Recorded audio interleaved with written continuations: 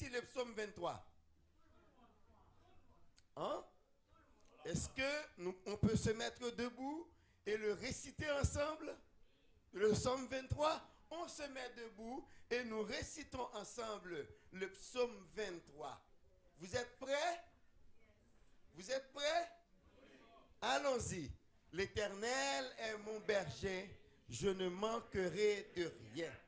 Il me fait reposer dans de verts pâturages. Il me dirige près des eaux paisibles. Il restaure mon âme. Il me conduit dans les sentiers de la justice à cause de son nom. Quand je marche dans la vallée de l'ombre de la mort, je ne crains aucun mal, car tu es avec moi. Ta houlette et ton bâton me rassurent. Tu dresses devant moi une table en face de mes adversaires. Tu oins d'huile ma tête et ma coupe déborde.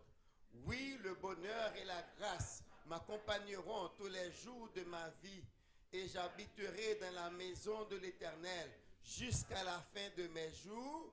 Amen. Merci. Rassoyez-vous. En effet, le psaume 23, c'est l'un des psaumes les plus connus des Saintes Écritures. C'est aussi le psaume le plus souvent médité. C'est une portion parmi les plus riches des Saintes Écritures.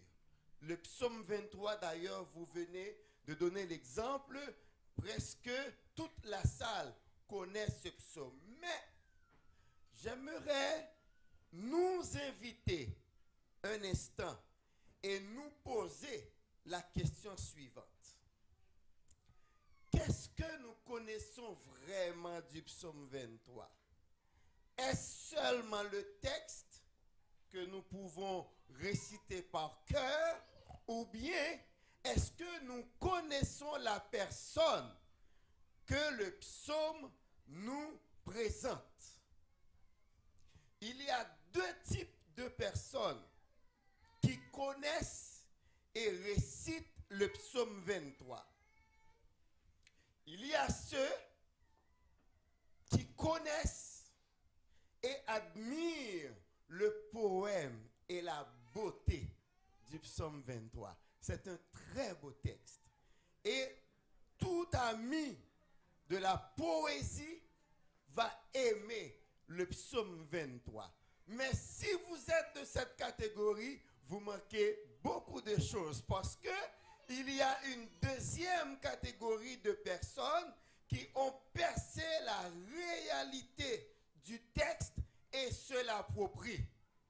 J'aurais aimé que chacun de nous, ici présents, eh bien, nous fassions partie de cette deuxième catégorie qui n'admire pas seulement la beauté du texte, mais aussi qui admire la personne que le texte nous présente, qui perçoit la réalité de ce texte et se l'approprie. Car, laissez-moi vous dire, il ne sert à rien de connaître le texte du psaume 23, ainsi que les 6 versets que ce texte comporte, sans connaître par le cœur celui dont les 6 versets nous parlent.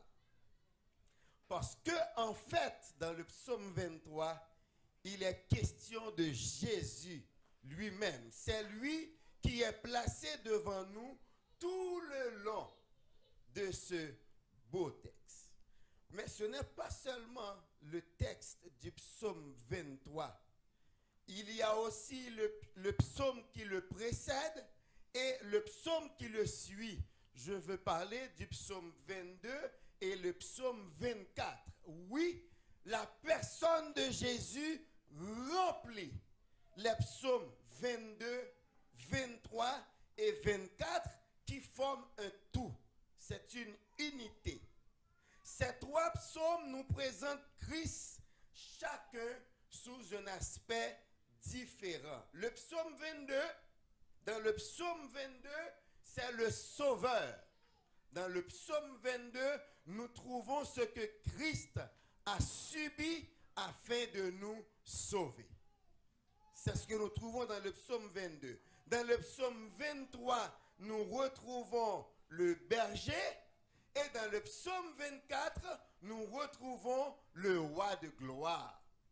Alors, dans une autre perspective, nous pouvons dire que le psaume 22 nous parle de ce que Jésus a fait pour nous hier, dans le passé, à la croix, avec son cri, mon Dieu, pourquoi m'as-tu abandonné? Ce cri, il l'a poussé quand, couvert du péché de l'humanité, eh bien, il était séparé du Père. Voilà pourquoi dans toute la parole de Dieu, quand Jésus parle de Dieu, il parle du Père. C'est le seul endroit où Jésus parle du Père en disant « mon Dieu ».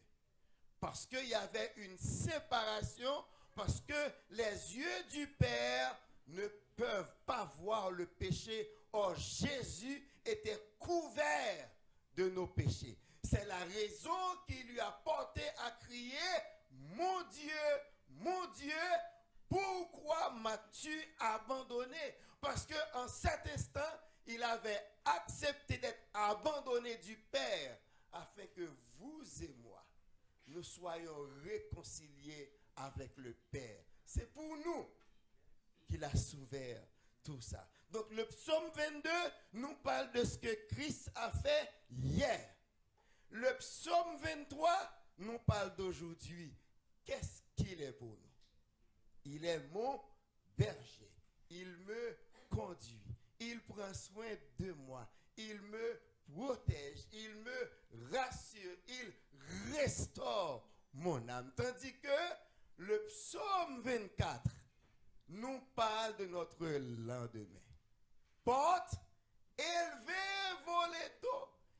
Élevez-les, portes éternelles, que le roi de gloire fasse son entrée. Qui est ce roi de gloire? L'Éternel des armées. Voilà le roi de gloire. Cette partie n'est pas encore arrivée. Voilà pourquoi nous disons, le psaume 22 nous parle d'hier, le psaume 23 nous parle de notre aujourd'hui, et le psaume 24 nous parle de notre lendemain. Dans le psaume 23, nous pouvons dire que ce n'est pas l'endroit où Dieu nous fait des promesses. Dans le psaume 23, il n'y a pas de promesses. Dans le psaume 23, ce n'est pas l'endroit où Dieu nous dit ce qu'il peut faire pour nous, non. Ce n'est pas ce qu'on trouve dans le psaume 23. Ce n'est pas là où Dieu nous commande de nous confier en lui en vue de délivrance, guérison. Ce n'est pas ce qu'on trouve dans le psaume 23. Ce n'est pas non plus un appel à placer notre confiance en Dieu en vue de sa protection. Non. Le psaume 23, c'est le cri de satisfaction de la brebis qui expérimente les soins prodigués par son bon berger. C'est un cri de satisfaction. L'Éternel est mon berger, je ne manquerai de rien. Et il parle de ce que le berger fait pour lui. C'est ce que nous retrouvons. Le psaume 23, c'est un texte en jeu. C'est le caractère personnel. C'est le psalmiste qui nous parle de ses expériences avec son Dieu. L'Éternel est mon berger. Dans ce psaume, on retrouve 14 bénédictions qui constituent bien sûr deux plénitudes parce qu'on peut les diviser en deux, qui nous donnent 2 séries de 7 bénédictions. Dans la première série, eh bien, nous retrouvons ce que la brebis dit, son berger fait pour lui. David nous parle de son berger. Qu'est-ce qu'il dit? L'Éternel est mon berger, je ne manquerai de rien. Et il nous commence à parler de son berger. Il me dirige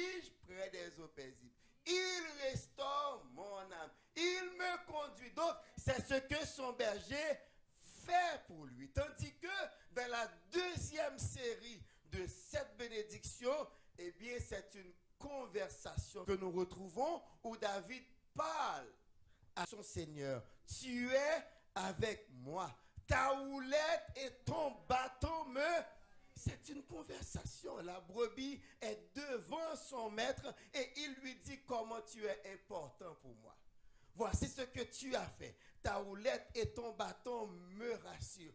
Tu oins d'huile ma tête et ma coupe déborde. Tu dresses devant moi une table. Donc c'est tout ce que nous retrouvons dans le psaume 23. Mais une chose, vous voyez, dans le psaume 23, il y a beaucoup de bonnes choses là-dedans que Dieu peut faire. Je ne manquerai de rien. Le psalmiste nous dit, voici ce que Dieu veut pour nous. Vous allez voir le psaume 23, le psaume le plus populaire, le plus connu, il n'est pas question de prospérité là-dedans. Est-ce que vous avez remarqué? Mais il est question de manquer de rien. Dans Luc chapitre 10, Jésus-Christ avait envoyé 70 disciples en mission. Voici les consignes qu'il leur avait données. Partez. Voici, je vous envoie comme des agneaux au milieu des loups. Il sait qu'il envoie des agneaux au milieu des loups. Mais oui, écoutez les consignes. Ne portez ni bourse, ni sac, ni souliers. Il envoie des agneaux au milieu des loups, mais cependant il leur dit, les loups prendront soin de vous. Quand il leur dit, ne portez ni bourse, ni sac, ni souliers. Maintenant, dans Luc 22, verset 35, le Seigneur va demander une sorte de rapport à ses disciples. Il leur dit, quand je vous ai envoyé sans bourse, sans sac et sans souliers, avez-vous manqué de quelque chose? Devinez quelle a été la réponse des disciples. De rien. Voici l'objectif de Dieu pour vous. C'est que vous ne manquiez de rien. Est-ce que vous serez riche? Peut-être, si telle est la volonté de Dieu et si vous pouvez gérer une richesse sans chuter. Si Dieu voit que vous pouvez gérer cela sans vous perdre, il peut vous donner d'être riche. Parce que Dieu a tout. Mais s'il voit qu'en vous donnant une richesse excessive, il va vous perdre, il va s'arranger à ce que vous ne manquiez de rien. C'est ce que Dieu veut. Que nous manquions. Et moi, l'expérience que j'ai faite, je dis toujours, Dieu prend soin de ses enfants. Dieu prend soin de son église. Dieu prend soin de sa famille. C'est un père responsable. Donc, ce que Dieu veut, c'est que nous ne manquions de rien. Autant dire que, alors contrairement à ce qu'enseigne une frange de la chrétienté, Dieu veut seulement que nous ne manquions de rien au lieu d'une forme particulière et bien déterminée de prospérité.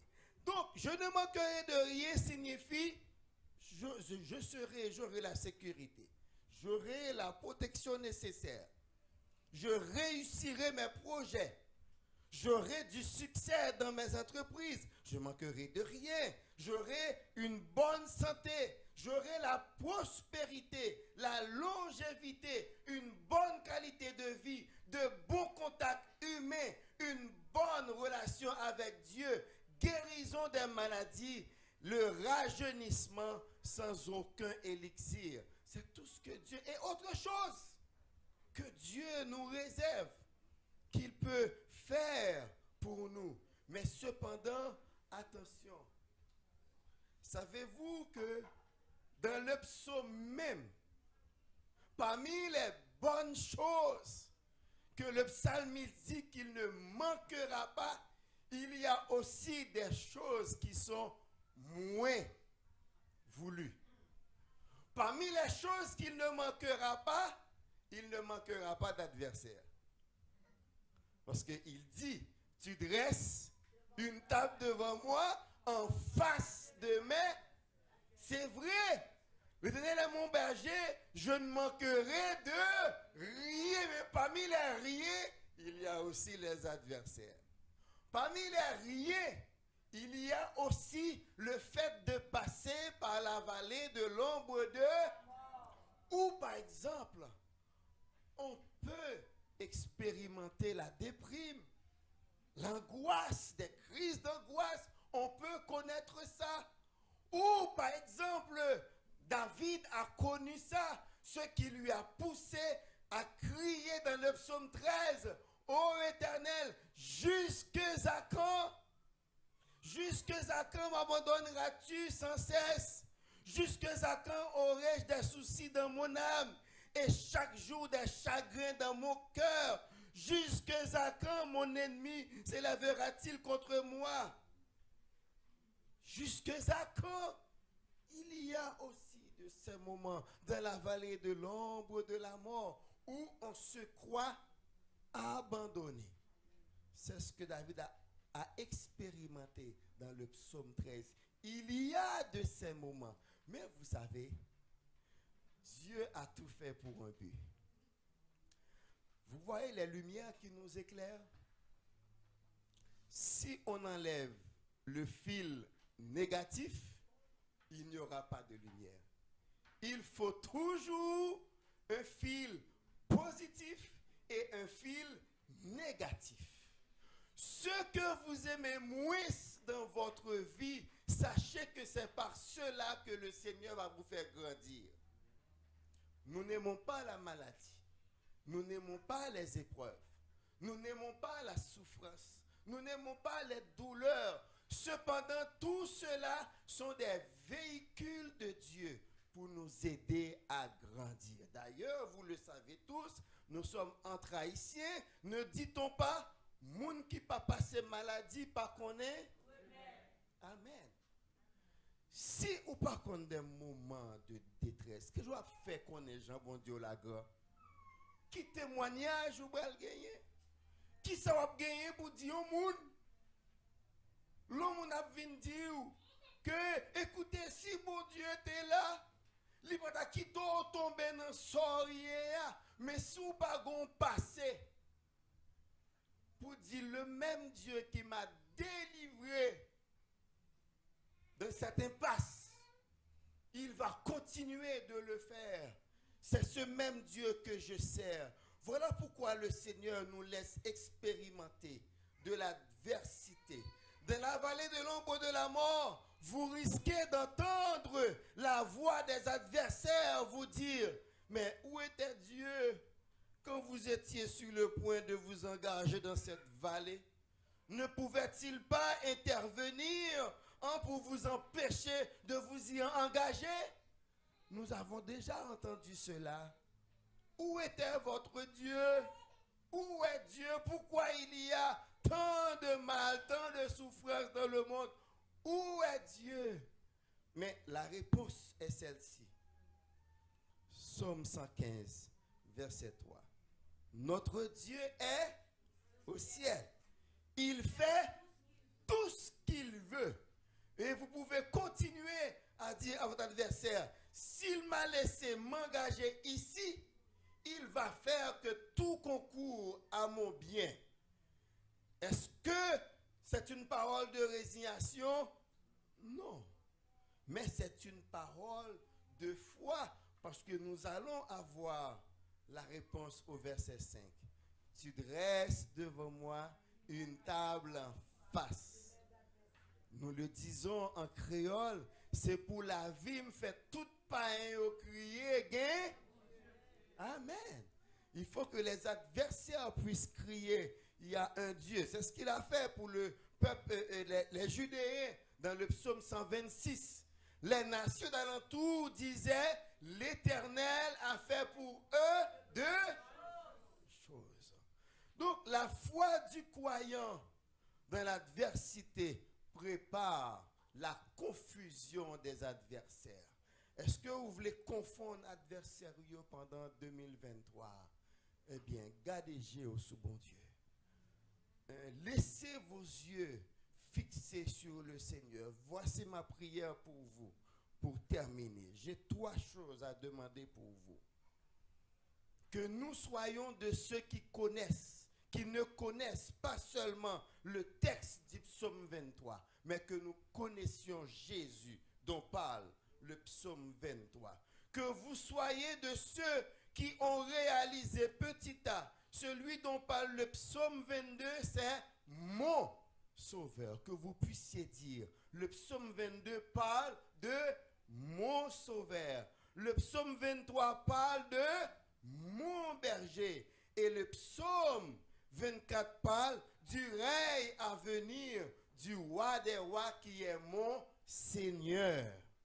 Et troisièmement, que notre vie donne aux non-croyants l'envie de pouvoir dire, comme nous croyons, l'Éternel est mon berger, je ne manquerai de rien. Voilà pourquoi le Seigneur laisse l'Église sur la terre. C'est pour briller.